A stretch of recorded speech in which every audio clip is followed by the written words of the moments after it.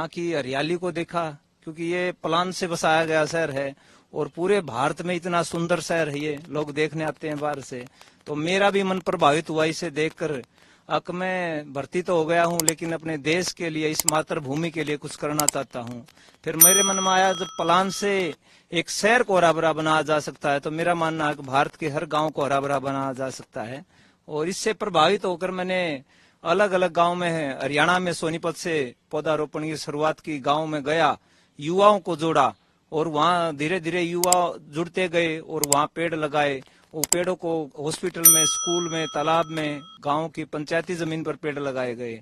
और लगातार पुलिस विभाग के जो कर्मचारी भी हमारे साथ जुड़ते चले गए, और जिसे चंडीगढ़ पुलिस का नाम हुआ। और हमारे सीनियर अधिकारी जो डीजीपी हैं, एसएसपी हैं, वो भी बड़े खुश हुए, क्योंकि कहीं ना कहीं पुलिस का नाम पूरे देश में होता है। तो निश्चित तौर पर उससे मेरे को भी बड़ा लाभ हुआ। उन्होंने मेरे को अच्छी ड्यूटियां या अच्छा समय देते हैं तो इस कार्य को करने के लिए। आपने बोला कि चंडीगढ़ आए तो मन में आया, इसको करने कब से आपने स्टार्ट किया, कितने सालों से, और इसको करने के लिए क्या आप करते हैं उसके लिए? मतलब ये 2012 से पौधारोपण अभियान शुरू किया और सक्रिय रूप से 2014 में हमने इस अभियान की शुरुआत की।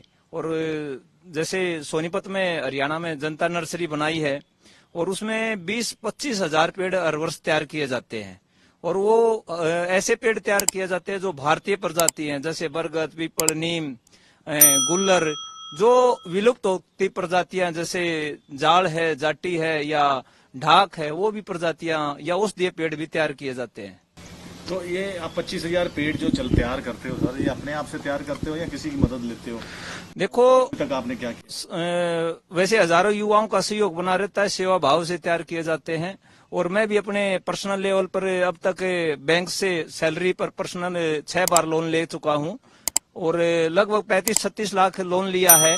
और मैं ये मानता हूँ ये मेरा थोड़ा त्याग है इस धरती माँ के लिए, क्योंकि क्रांतिकारियों से बड़ा मैं प्रभावित हूँ, नेताजी सुभाष चंद्र बोस से और चंद्रशेखर आजाद से, मतलब जितने भी क्रांतिकारी हैं उनसे बड़ा प्रभावित हूँ। और मैं ये मानता हूँ मैं जो ये कर रहा हूँ ये बड़ा मेरा सौभाग्य है कि मैं इस प्रकृति माँ के लिए ये कार्य कर रहा हूँ, क्योंकि मैं भी एक प्रकृति का हिस्सा हूँ। शांति मिलती है, इससे मेरे मन को शांति मिलती है। और निश्चित तौर पर जैसे आज तापमान 45 से 50 डिग्री पहुंच गया है, और निश्चित तौर पर अगर यही तापमान 55 से 60 डिग्री पहुंच जाएगा तो मनुष्य जीवित नहीं रह सकता।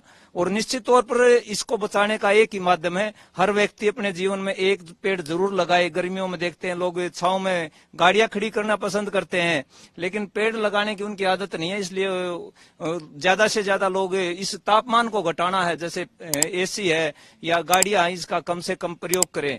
नहीं तो व्यक्ति जो ये जीव जंतु जिस तरह से प्रकृति में पेड़ों की संख्या घटती जा रही है, कुछ पक्षी भी लुप्त हो गए हैं, नीलकंठ है, जैसे बाज है, इनकी गोरैया है, इनकी संख्या घट रही है। तो एक समय ऐसा आएगा, अगर ऐसे ही घटते गए तो मनुष्य प्रजाति भी विलुप्त हो जाएगी और धीरे धीरे ये मनुष्य के लिए बड़ा खतरा होगा। और जैसे तापमान बढ़ता है और प्रदूषण बढ़ता है, देखो वैसे तो हम आजाद महसूस करते हैं, लेकिन आज हम गुलाम हैं।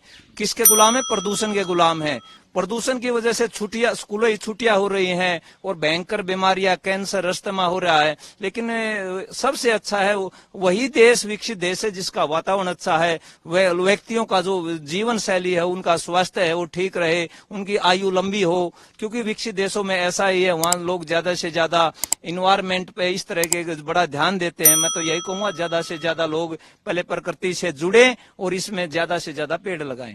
आपने कह रहे हैं कि 35-36 लाख का लोन लिया, घर वाले कुछ नहीं कहते हैं आपको? घर वाले देखो, कोई भी कार्य अगर हम करते हैं, ये जो प्रकृति का, मातृभूमि का कार्य है, शुरू में दिक्कत आती है। शुरू में जैसे परिवार वालों ने भी थोड़ा दिक्कत किया था, विरोध किया था, और समाज ने भी धीरे धीरे। लेकिन जब जिस व्यक्ति की नीति साफ हो, इस राष्ट्र के लिए कार्य करने की हो, परिवार वाले भी साथ देते हैं और समाज वाले भी साथ देते हैं। आज कई हजार युवा साथ खड़े हैं, पुलिस के कर्मचारी साथ खड़े हैं, और निश्चित तौर पर आज बड़ी खुशी होती है कि हर गांव में युवाओं को, युवा जो आज नशे से बच के, इन चीजों से बच के आज प्रकृति के कार्य में, पौधारोपण के कार्य में लगा है। तो अब क्या मैसेज हो गया यंग जनरेशन को, या जो लोग पेड़ काट देते हैं और पेड़ लगाते कम है, काट दे ज्यादा है, सड़कें बन रही है, डेवलपमेंट हो रहा है? देखो, जिस तरह से लोग पेड़ काट रहे हैं, मैं मानता हूं आज लोग जो जंगल खड़े कर रहे हैं वो कंक्रीट के जंगल खड़े कर रहे हैं, और जिससे तापमान, जैसे भारत की राजधानी दिल्ली है और ये कुछ जितने भी विश्व की प्रदूषित राजधानी है उनमें भारत की राजधानी भी आती है, उसका कारण है कंक्रीट के जंगल। अगर ज्यादा से ज्यादा भारतीय प्रजाति के पेड़ लगाए जाएं जिनकी आयु लंबी हो, ज्यादा ऑक्सीजन दे, तो निश्चित तौर पर मैं ANI के माध्यम से यही संदेश देना चाहता हूं, प्रत्येक व्यक्ति अपने जन्मदिन पर पेड़ लगाए और अपने घर के आसपास या घर में ज्यादा से ज्यादा पेड़ लगाए और इस अभियान से जुड़े, क्योंकि हम पर मनुष्य भी एक प्रकृति का हिस्सा है, और ये जिस तरह से पक्षियों की और मुख्य जीव जंतुओं की प्रजातियां विलुप्त होती गई, एक समय ऐसा आएगा मनुष्य जीवन भी विलुप्त हो जाएगा।